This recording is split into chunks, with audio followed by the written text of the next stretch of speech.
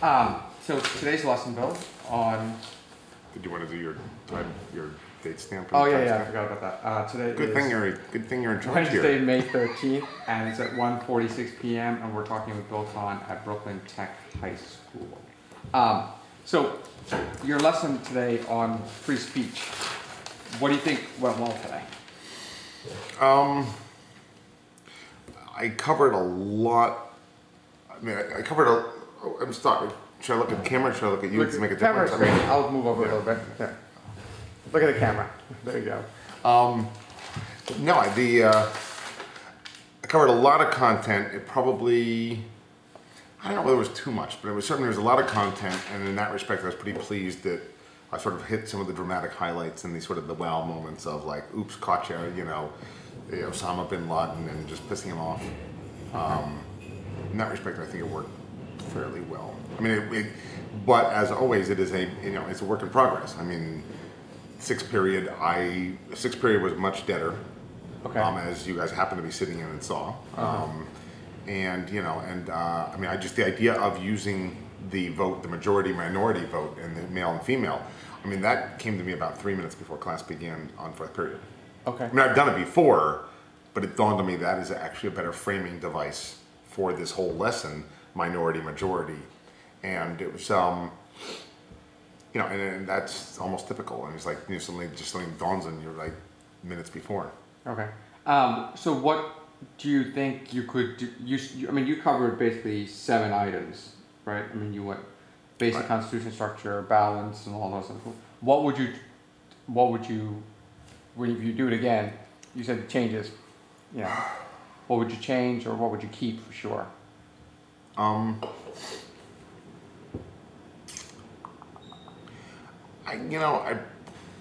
It would have been probably smart for me to elicit more from them. Mm-hmm. I mean, this was the Bill Kahn show.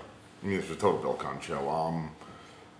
And it would have been, if I'd had 2 weeks for this unit, and I could also include defamation and false speech and other things, I would have gone slower and let them stumble around on some of these ideas and play around and make some mistakes and eventually come up with some stuff and own the lesson more than they did. But I mean, this one was just, I figured this is a Bill Kahn show. I mean, I got stuff to cover, and there's no way eliciting back and forth. Excuse me. I'm going to get that much covered. Okay. So this was definitely teacher-centered, and you were fine with it. Is it possible to be more teacher-centered? I wouldn't think possible. Okay. So why did you make that choice? Again, because I want to set up tomorrow. I mean, tomorrow is going to be student-centered. Tomorrow is going to be, and again, I'm still sort of working on I still have to figure out which one to use, and I'm sure we'll get there at some point in this. I wanted to make sure that the idea of how do you regulate speech and why would you regulate speech, I needed that to be there. So I mean, in respect for tomorrow, the most important thing I did was that last little bit. About your the high school teacher saying kill, the mob boss saying kill, and what's the difference? And the difference, of course, is the context. Is it, who is the audience of that speech? Who is the speaker of that speech? What is the context of that speech? That is crucial for tomorrow to set up when they do moot court, and for them to then, as the Supreme Court justices, to start firing questions at the council tomorrow, which will be our students, and to say, well, what about the fact that it is a high school newspaper, and how is that different? And to have the kids able to say, well, in this context, what may be clearly speech that is inappropriate in one context is totally in a different one. Crying fire in the middle of a desert, who gives a damn? I mean, crying fire in a crowded, dark movie theater is a very, very different beast. And I need them to say, it isn't just the words that count. I think a lot of people just sort of say, it's the speech, and you can look at it in a little vacuum. Oh, these are the words that were said? Oh, that's clearly wrong. Okay. Or that's clearly okay. How do you think this, you said that this was more lively than 6th period, so how do you think the 7th period class liked this class? I mean, like this unit, the lesson today? You didn't have any formal assessment today. No. Do I think it went well? Do I think that they liked it? Looking around the room, we teachers can really, really deceive ourselves, and somebody can glaze over, and in fact, they're really not with you. after a while, you can see what that looks like, and I'm sure I lose it sometimes as well. But I mean, certainly put it this way, some of the laugh lines got a good laugh. So I mean, I think that there was enough sort of punctuation of energy in the room where I make a fool of myself or I say something goofy. And so I think if I was losing some of them, they would have, the laugh lines would have said, oh, wait a minute, there's a good show here, and I should come back in and pay attention. On what other basis? They laugh at my jokes. which in a way sounds really pathetic, but I mean, in a way, if if it gets if I can hear enough volume response, it is, I think that they're awake and listening. Okay. Even though jokes is a very strong, loose term, given Thank you the so things that much. come out of your Thank you. class. Thank you, Mr. To be honest, Mr. Professional Interviewer here, busy making fun of the poor person who volunteered to be interviewed. I had never heard that about you're gonna yell a movie in a crowded Friar house before, but that's good. So what do you? I stole that actually. I know. Because it was funny. Piss off. What? We have good editors, right? So what changes would you do for tomorrow based on today? I mean, you did 7 things today. That's a lot. Oh, I know. I mean, again, it's 2 days to do a whole unit. No, I mean, put it this way. Given these constraints, I wouldn't do anything differently. Okay. I mean, realistically, I am reasonably pleased. I would have liked. I mean, I was just more at ease. And it's funny, and you just get the. I mean, 6th. There were just some slow moments. And I looked around the room, and it just seemed like dutiful taking of notes or whatever it is, but it wasn't quite as energetic. Given my constraints of 2 days to do this entire, 7 concepts or whatever you've numbered them, and it may have even changed. You had letters A through F, but I. But I make that crap. I had 1 through 7. Yeah, whatever. I mean, put it this way. If I look back, I was taking photographs of the board as I usually do, and I mean, I can tell you it's different 4th period. 4th period, I mean, I had my little balance, and it didn't have it the next time. Okay. So I mean, it changes. I mean, it changes just sort of what I can quickly think of. I mean, these notes. I mean, I was doing them out of different order. Here's my these are the notes, but I ended up flipping the order on this. Right. So what I now need to do is figure out is, I mean, tomorrow I'm not. I mean, moot court is perfect for this. I think the moot court, Supreme Court. I know that there's gonna be a handful of kids who say, "I really want to be Supreme Court justice," because they get to ask questions and be big shots. They get to be deciders and big shots. That'll work out. I'm anticipating rather well. Hoping not to be overconfident or boastful, but I mean, I think it should work well. The trick is, I spent late last night trying to figure out. I don't know if I like this hypothetical. Okay. I have done this hypothetical, the one that is on their assignment for tomorrow. It's a little bit. It's not. I mean, as the lover of the gray and wanting to put it right. I mean, the best hypotheticals are where it's on the tipping point, and literally reasonable minds would come up 50-50 or or 60-40. I mean, this one, a nuclear bomb from easily obtained materials, is way too much of a. I mean, the threat level, the clear and present danger is so clear and it is so present that it doesn't really make for good argumentation in front of the Supreme Court. But what hit me as I was running around like a maniac last night trying to stitch together capsule summaries. Yeah. I mean, the life of a teacher, 12 years in it, and I'm still last night trying to run around figuring out how can I make Chaplinsky, the fighting words case, into a short. I mean, I can't give them whole cases in a 2-day unit. Tomorrow, I need them to be able to have about 4 or 5 cases, short capsule summaries. Here are the facts with enough detail that they can sort of get a piece of it. Okay, this is sort of like a school newspaper, but it's not really a school newspaper. It's the New York Times. And just to be able to find enough facts that they can latch onto and say, this is good precedent, or no, it's nothing like a New York Times. That goes out to millions. Okay. And I need them to be able to do that logic chain. So what I think I'm going to do is basically work through tomorrow is do this. I mean, having given them the assignment, I need to follow through. Right. And it's actually good. I mean, it's an easy the similarities are right there. It's wartime. It's wartime. Right. There's not war. I mean, tomorrow we're going to lead through the structure of just how would you properly distinguish cases. How would you say? How would you argue that they are appropriate? You know, that they are the same. That they are good precedent. And this also I use this, and then I have to come up with, and I'm playing around with. And I got 4 different candidates, which I'm playing around with. That I'll have to make a decision. I mean, depending on the materials I got.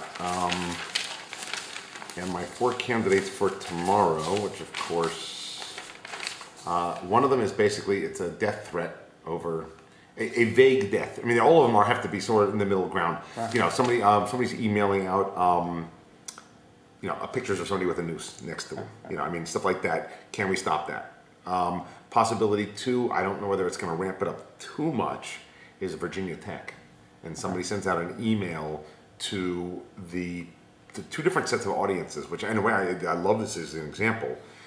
An anonymous or maybe not anonymous email comes through saying, soon who show you did a good thing, they deserved it, and I'm calling for applicants for round 2. Okay. And it goes out to the families, which are obviously is the unreceptive audience, the hostile, you know, the unreceptive audience, which then begs the whole bit of, you know, term in yellow, and you know what happens when somebody's, you know, you're about to spark a fight, and it also goes out arguably to people who might just do it. Okay. That, I mean, I love it. Conceptually, that is very, very. I mean, it has all sorts of different elements. Again, it's a tall order. It would be a tall order to do that in one period. And debrief everything. And to debrief, and to also do the other one. So it's going to be a bit insane, but realistically it would be, which means I'm going to have to make the capsule summaries of these cases very clear cut and label them a little bit too well to sort of, I'm going to have to lead them down the way. So the choice you're making now when you're talking about these 4, and you just said earlier, is that you realize that within this 2-day unit on free speech, you're making some hard choices of depth versus breadth, because you're not trying to get through all those court cases that could be on the, I mean, that typically are on the Regent's Guide. No, I mean, we'll put it in this particular circumstance, I can cheat a little bit because they've already had, last year they've had government class. So in theory, they've already done the March of Cases, or I don't know, however it was taught, whether it was the March of Cases or whether it was well taught, I mean, you know. Right. But either way, I have the liberty of saying, no, I just want to play around with this idea of I know that, what is the story of Schenck? Schenck is clear and present danger. Right. What is the story of Marbury? Marbury is judicial review. What is the story of, and they can tell you the 4-word version of those, and that's fine. I want tomorrow to say, somebody sent out this really weird, threatening, odd email that is dangerous, but it's not dangerous. Maybe I'm thinking, I was actually playing around with putting it into a little rhyming ditty about, stick out there you are, Virginia Tech, stick out your neck, and I'll stay with it and chop it up. I mean, and make it sort of a silly little poem, right. Which then, I mean, what do you do with it? So it's it's gonna, if I can do it well, I mean, again, if I can, it's gonna be this one where it's disturbing. But what I'm trying to figure out is so this is different than what you would have done last year if you had taught this course. Well, this is the first time you're teaching, so you change it every year, more or less. You have the basic cores, and which are basically outlined today. Yeah. But the scenarios that you use to teach those, like last year, it wasn't about Joe Biden. It would be about killing Dick Cheney or whoever. Oh, well, that's minor, but. Well, yeah, I mean, it's certainly, the names change, and it's funny when you use old material and it still says Clinton on it. That's correct. So you gotta change, or you just make fun of yourself and you say I'm an old fart. Right. But I mean, this one, I mean, no, this is new. I mean, I've never. No, I mean, today, what I did today, I've done in bits and pieces. I don't think there was anything new.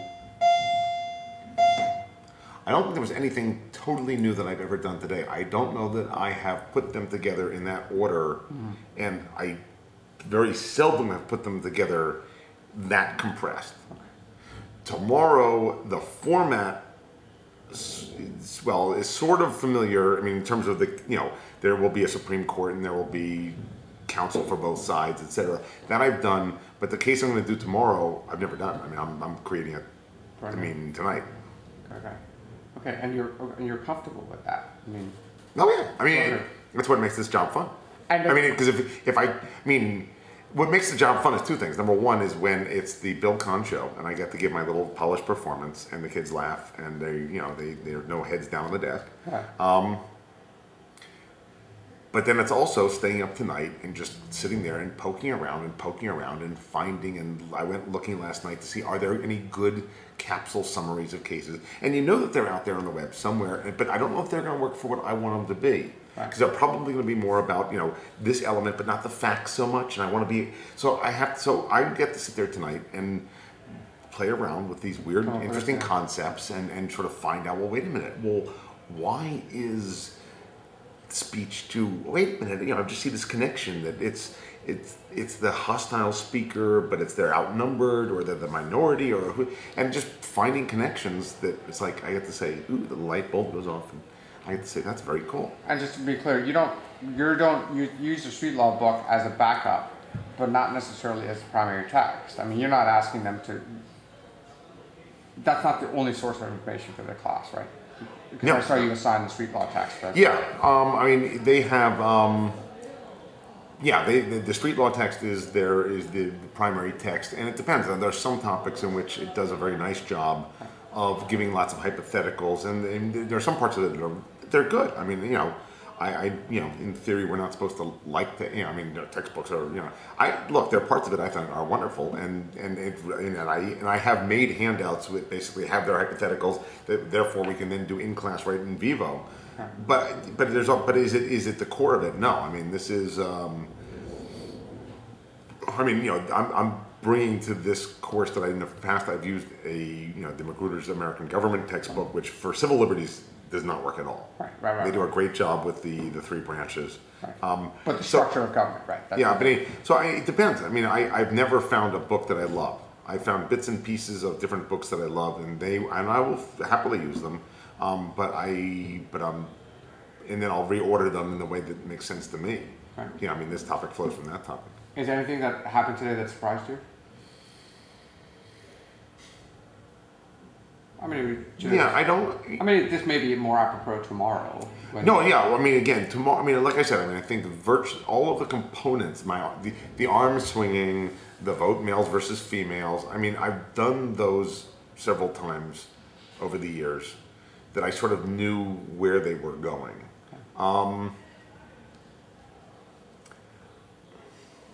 There were a few looks on a few faces when I sort of took the minority of one, and made that, the vote you just did, majority minority, and to connect it up to the rights of the accused, and that's the ultimate minority. There were a handful of looks on faces that were like,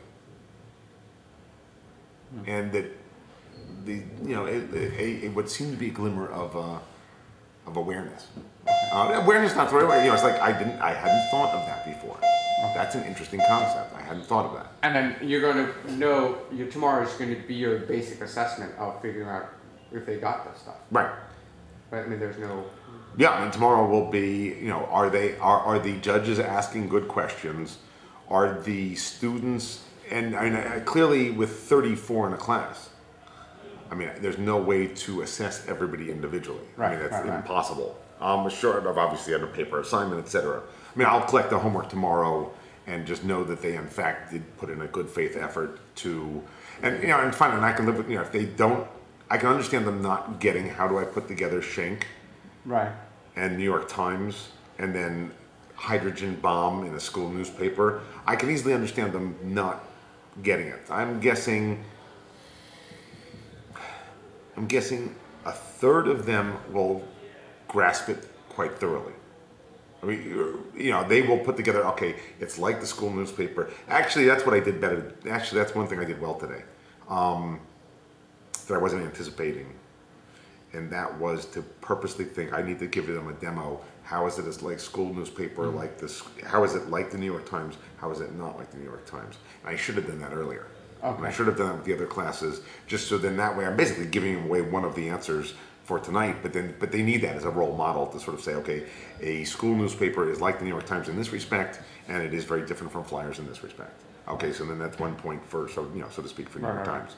So the difference between Schenck, because the Schenck is the flyers versus... Right, but then of course, and then the kids that are even better, the ones that, let's say, but then again, in today's world, in the world of the internet, a school newspaper may be closer to flyers, it's only going out to a few thousand people. Right. But in the world of internet, you turn around and you download it and you scan it, and all of a sudden it goes out to a few million. So in fact, it actually, given today's technology, it's not very much like Schenck. It's a far more like you are circulating. The school newspaper is about to get circulation, right, potentially to millions. Close. And in that respect, so it's sort of, there's different layers of analysis. Yeah, how many people are going to get this speech, and then how many people, and then with today's technology, it's a different number. Right. I noticed that the student didn't, in 6th, 7th grade, didn't get the idea of the soundproof box and so forth. I mean, that was...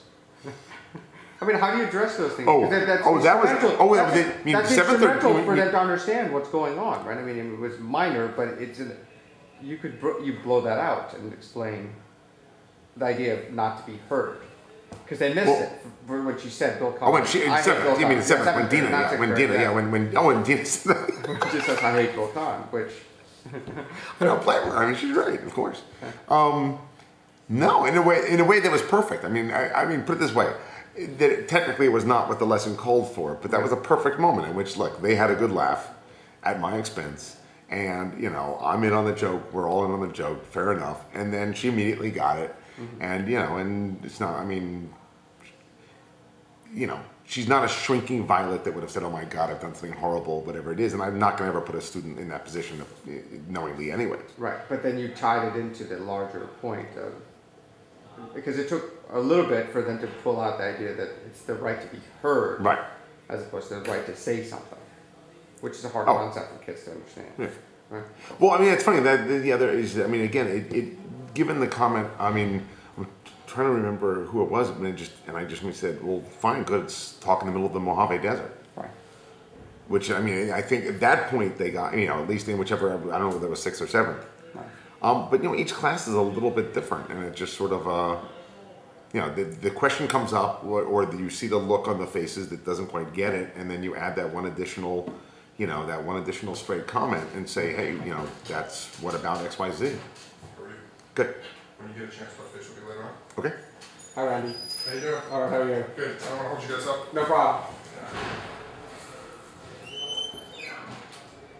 We've got about 7 minutes left on this tape. Do you guys? Okay. No, I don't think we'll go past the 7 minutes. Okay. Let's do that. Thank you. What was I going to say? That threw me off for a second. I think those are the questions I had. Mojave Desert, you were saying? I was talking about the right to be heard versus the right to be. And then how you are going to follow up, because I did find the same thing when you talked about the minority of one. I looked around and certain were like, that's a hard concept for people to say. Well, because it was 12. What was like 12 to 11 males, females. That's fine, but then to have the minority of one is just. Well, put it this way. I'm really proud of that because that's me. Put it this way. I'm sure it's in some of these textbooks somewhere, but this idea that to tie the idea of the oppression of the minority, potential oppression, and the appealing oppression of the minority by the majority. Yeah. We're not supposed to talk. Democracy is good and great, and but of course there's already this built-in protection, so everything's good. How could anything go wrong? It's in the Constitution. But to then connect it up to, the minority can be 49%, it can be 5%, and it can be the minority of one, and then the accused, those accused of a crime. I'm sure it's in some textbook somewhere, but that's one of the ones where I sort of took the ideas and just started playing with them and playing with them and playing with them and playing with them, and just sort of then found this overarching, very elegant formula to it. This is all about. Again, it's nothing novel. In a way, it's dead obvious, but I don't know that just putting it as clearly and cleanly as that. This is to protect the minority. Of what at this point? Yeah. Okay. So going into tomorrow, just is there anything that you're concerned about tomorrow? Oh, squeezing it all in. I mean, and realistically, just the amount of time. I mean, administratively, I have to collect these permission forms, and I have to then badger the ones who didn't bring them in because I got to get these. There's other, I'm just taking care of all the administrative stuff. I mean, it just eats time. I mean, permission forms is minor. I mean, it's everything else. It's the kids who come up and ask, "Can I get a homework extension?" It's all these funny. These small little pieces add up and chip away at the 41 minutes, and I find that really just tough to do. I mean, that much said, the issue for tomorrow is, can I squeeze it all in? And the answer is no. And the answer is I'm going to have to make do. I mean, there's no way in hell we are going to be able to debrief and really work through precedent distinguishing cases in this hydrogen bomb school newspaper situation, and then do the assignments. Right. I mean, basically present them with a new hypothetical, have them absorb the new hypothetical with a handful of sort of briefed cases that they can then use for, precedent and to distinguish, and then to very quickly have them go into groups. Have them, push Noah's desk. I mean, they're going to do an anonymous vote and see where they're going to go. I mean, there's just, ideally, I'd love to say, argue against yourself and assign them against themselves, but I mean, there's just no way. There's too much going on in this period. So I'm going to let them go with their own gut. Those who are somewhere in the fence will become the Supreme Court, which is probably makes pretty much sense. Right. And they then, come up with questions. I mean, for them to die, my God, this could easily be 2 days. Yeah. Maybe even 3. And I'm going to pack it into one. Especially if you're going to do the court case. I mean, if you're going to do the mock trial, it's a moot court. That's going to be... Oh, it's going to be crazy. I mean, it will be, it was one of these things where it will end up being, I'm guessing, just where when all this other stuff gets done, it's going to be 4 minutes from one side, 4 minutes from the other, maybe a 2-minute rebuttal and a 2-minute rebuttal. I mean, realistically, that's what, 12 minutes out of the 40. I mean, when all is said and done. Right. And in a way, that's a good, I don't know that it's a good thing. I mean, at some point, the performance portion is the one that's easy, it's very cinematic, it's very easy to watch, and it's a lot of fun. But in theory, and this is one of the things that I've never been terribly good at, and that is group work, is that when they are together as a group, and they are busy fashioning their arguments. Yeah, 2 minutes, okay. When they are busy fashioning their arguments, that one of, I'm sure, the many weaknesses of me as a teacher is group work. I've never been very good at able to, there's a group of, and I've experimented, God knows, with smaller groups, bigger groups, and different sized groups. And if there are smaller groups and there's so many, it's difficult to get around. Right. And if they're a big group, then there's always the outliers. And, there's the, kid, I won't use a name, obviously, but there's 1 or 2 kids who just sit on the edge, do nothing. And even when it's funny, last week when just literally one of the students actually, they, of their own initiative, said, no, let's make sure everybody put in your opinion. And this one kid just said, I agree with everybody. So that's pretty interesting because you're bringing this up, and I'm glad you brought it up at the end. Should I swipe the tape? No, we're going to finish off because I know I got to get, those guys are coming down. Yeah. It's interesting because that's something we'll pay attention to tomorrow as a follow-up. It's, so, look, I would, tomorrow I'll be on best behavior. No, but this is a common conundrum. Right. It is. There are times in which let me admit the unadmittable. There are times in which they are in groups and you realize, oh my God, I have an administrative, I didn't take attendance and I got to do it now. And then it's easy just to sit there and then all of a sudden you're doing the attendance and they're off in groups and and I'm not monitoring. But it's funny, even when I have full attention, I've never, and I've told them all. I've got a few tricks up my sleeve. And I've already told them. Basically, you stand at one corner. Right. Did you want to swap it or? I can. Swap it. Swap it. He has a couple things to say. Yeah. No. The few things I put this way. Here's what I find a big problem is that I'm standing in one corner of the room, and there is a group over there in the other corner, and it appears that either. There's a kid who's either doing nothing and is totally silent and not participating, and or they are just off topic. And it is clear from their body language that it is, I mean, you know, we're talking about death penalty and they're going, you know, I mean, the body language does not match. Not that they have to be somber, but it doesn't match. So, I mean, it's one of these things where, I mean, you know, yes, you march on over there and you say, John, you got to get in there. And I also, sometimes part of the time is that John is one of these kids who just doesn't say boo. And how do you beat up on a kid who says, I mean, John, you have to say something in which Right. yeah, I agree. Right. And I feel awkward. I mean, I can understand somebody who's going to be really quiet and doesn't want to, but in the same breath, I also understand pushing them. And then how do I, if I make that exception for the kid who says he just truly is not a talker, then what do I do for the kid who's just spacing out, who actually does have the ability to do that? And I've never been good at making that judgment and saying, okay, here's the rule. And here's a rule, you must talk or you must, I mean, and that's not easy. And I don't know how to do that with respecting a kid's, you know, ability to, you know, right to say, I'm not a talker. And I don't want to emotionally scar some kid by forcing them to talk. But in the same breath, I also don't want kids just to say, well, good, I see that there's no maintenance here, there's no monitoring, and I can just go off topic. The off topic stuff, I mean, occasionally I've said, look, and occasionally you play certain games where, you know, you see them off topic and you turn your back to them and you go up to the board and then you say behind you, you just talk to the board and you use their names. John, Susan, get back to work. Right. And there's like, wait a minute, he has eyes in the back of his head. I mean, you know, small little stuff like that just to sort of get them a little bit off balance and say, okay, we do need to, even when he doesn't seem to be looking at us.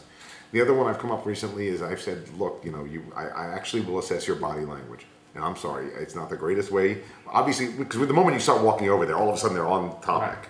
And how do you monitor and prove that they were not, and they were actually talking about such and such? And I don't want to have to get into this whole game of, well, no, really, I overheard you, or you were saying that. And it's a pain in the ass. So, I mean, at some point I've said, look, your body language is not consistent with doing this work. And it depends, but I mean, you can only push that so far, because sometimes you're wrong. Right. So how do you run into that whenever you do reports or any type of yeah, I mean, any group work, which is why I have, you know, I mean, can I tell you that if it's the Bill Kahn show, is every single kid getting just as much out of it as it would be as if there are groups and there's a mixture of some trying and some not? Right. I don't know. I don't honestly know.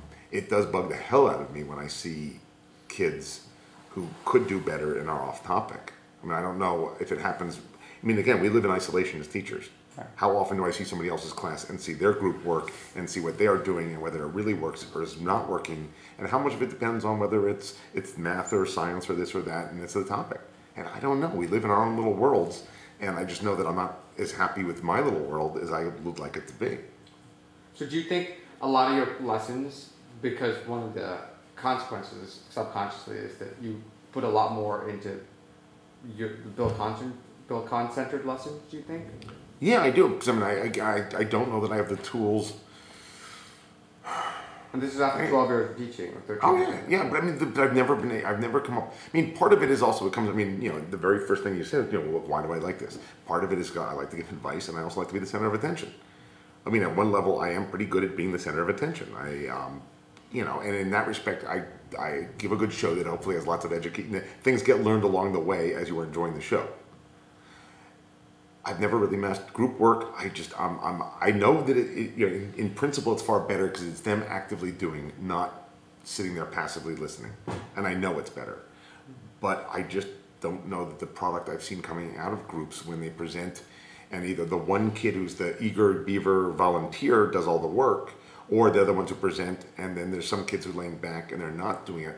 And I haven't, and I trust me, I've been through. I mean, formulas where we have kids who are recording, and there's ones that are you trade. And I mean, what I will do tomorrow, very, very deliberately, is, and there's a reason for it, is I'm going to do the council that will be called up from the group is going to be a mix. It's going to be one volunteer, because I mean, I know that there are kids who just want to do it, and that's fine. I am also going to do my little thing with sticks. I mean, every student has written their name on these popsicle sticks. Right. And I will pull one at random, and I'm going to tell them in advance, I'm pulling one at random. 2 council are going to go up.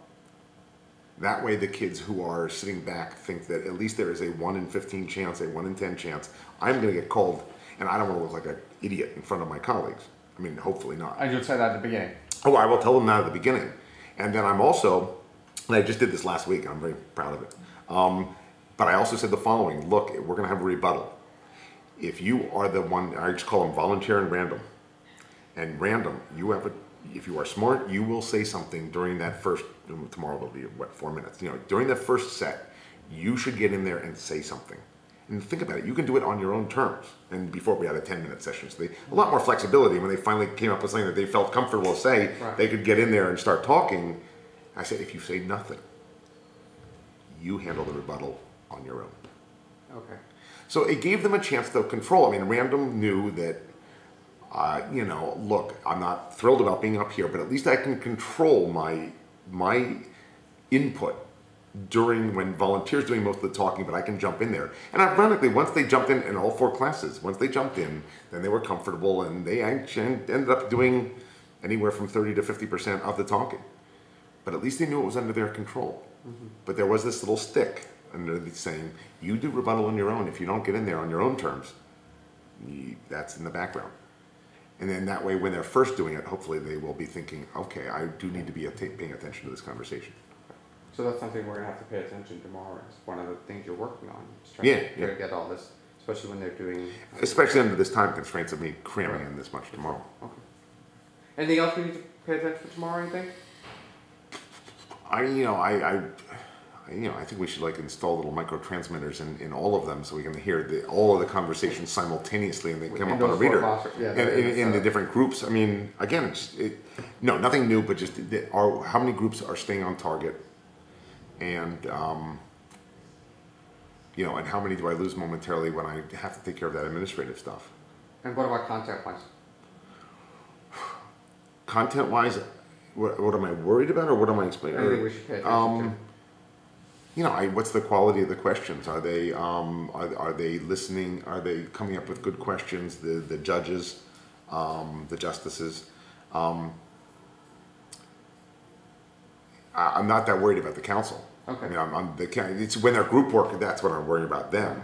Then it's, that hopefully a number of different justices, and one kid doesn't dominate the justices, but they're usually pretty good about that. And those are okay. And you haven't decided which case to do tomorrow. No, but I'm really leaning towards this Virginia Tech thing, because I mean although it probably hits too many different topics. I mean, I'm already cramming in so much that maybe just the simple version of death threat blog might simplify some of the things. I'll be up tonight. So what I realized is a lot of the stuff you did today is very much based on simplicity, because this stuff you basically. You explained the basic constitutional structure using that peace symbol that you had there. Explain this is it. And you purposely do this, or because I've noticed that, when you talk about yesterday we were doing trademarks. Okay. I mean, yesterday we were literally doing the likelihood of confusion test in trademarks, partially because we just finished up intellectual property. So this was just me deliberately saying, I'm going to yank you back to the world of sort of government constitution, but it made sense as well. I mean, with the framework of minority majority, I mean, the constitution, the main body, doesn't tackle that. Okay. And it's not a bad thing if they hear the word Bill of Rights once in a while. Right. And so I guess what I'm saying is a lot of the concepts you had today were done in a way that any person could understand it. My proverbial third grader, I would hope that the third grader would be able to understand everything I just did today. Okay, that's right. Okay. And then that's what the notes you put on the board are very much to the point. Yeah. Plus, I don't have the time to write. I mean, to write anything far more detailed just doesn't make sense. And so this is the basic idea that you wanted to have them understand today. Yeah. Okay. Any questions, Michael? All right. So we're going to end. It is 2:27 on Wednesday, May 13th with Bill Kahn. Thanks, Bill.